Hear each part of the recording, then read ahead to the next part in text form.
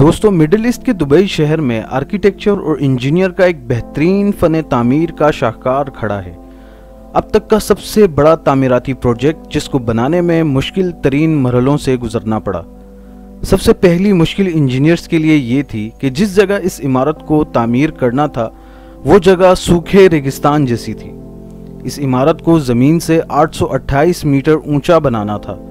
اب سوال یہ تھا کہ اس سوکھے ریتیلی زمین پر کیا یہ ممکن تھا؟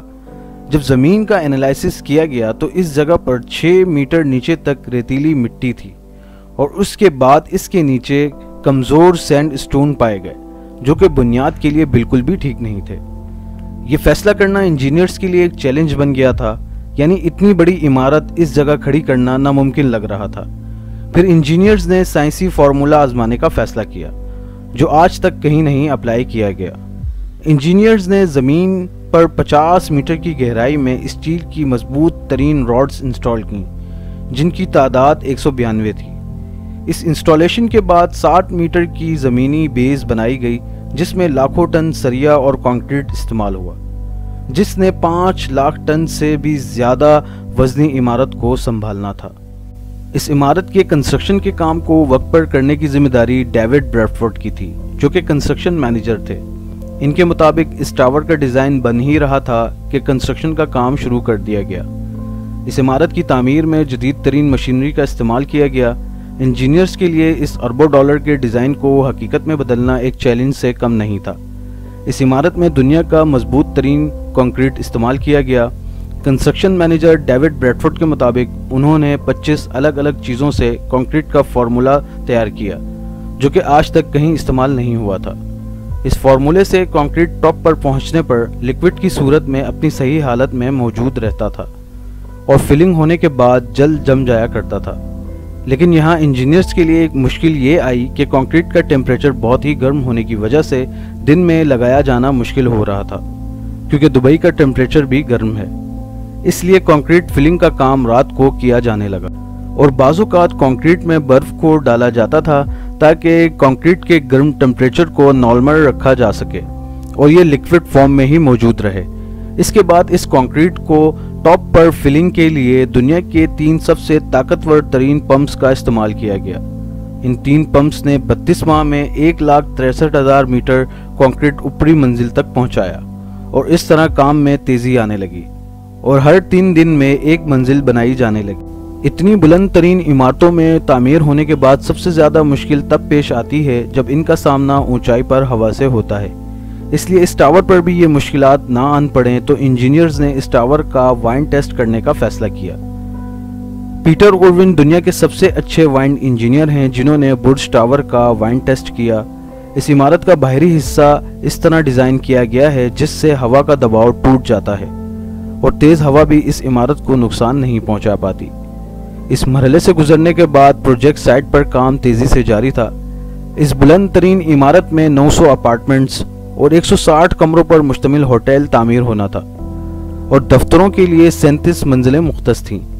اس عمارت میں تقریباً 36 میگا واٹ بجلی کا استعمال ہونا تھا جو کہ ایک چھوٹے سے شہر کو روشن کرنے کے لیے کافی ہے۔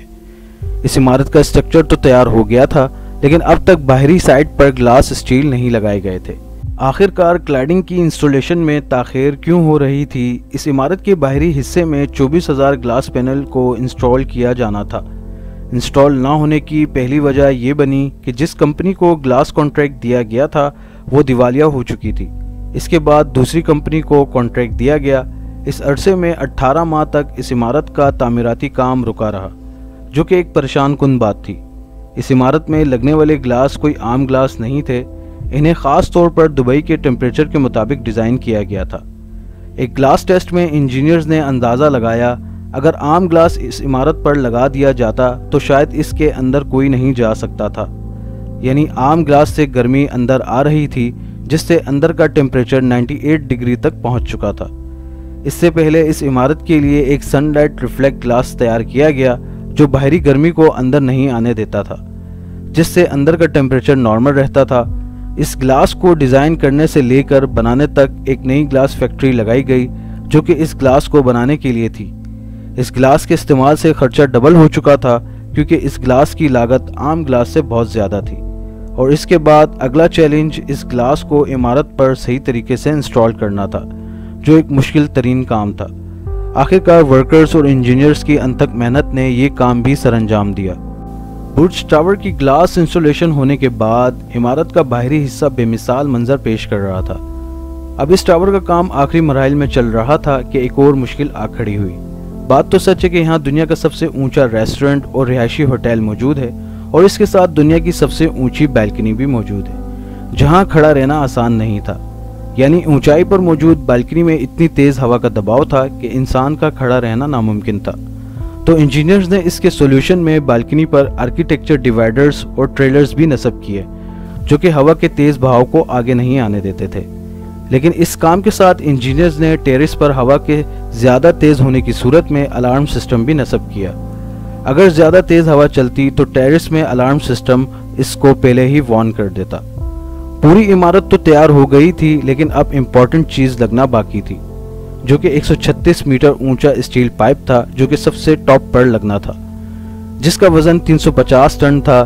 لیکن یہاں ایک بہت بڑا چیلنج آ چکا تھا، یعنی اتنے وزنی اسٹیل پائپ کو ٹاپ پر لے جانا ناممکن تھا، کیونکہ دنیا کی کوئی کرین یہ کام نہیں کر سکتی تھی، اور نہ ہی ہیلی کاپٹر کے ذریعے یہ ممکن تھا۔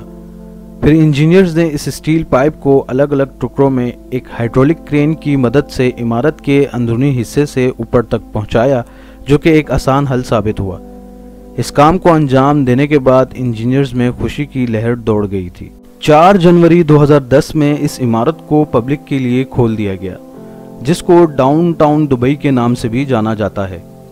دبئی کے حکمران چاہتے تھے کہ یہ عمارت دنیا میں دبئی کی شناخت بنے، اور پوری دنیا سے لوگ اس عمارت کو دیکھنے کے لیے دبئی کا رخ کریں۔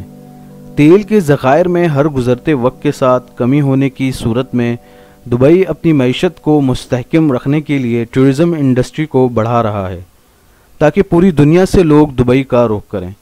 اس عمارت کا نام متحدہ عرب امارات کے سابق صدر خلیفہ بن زید ال نہیان ابو دھابی کے اعزاز میں رکھا گیا۔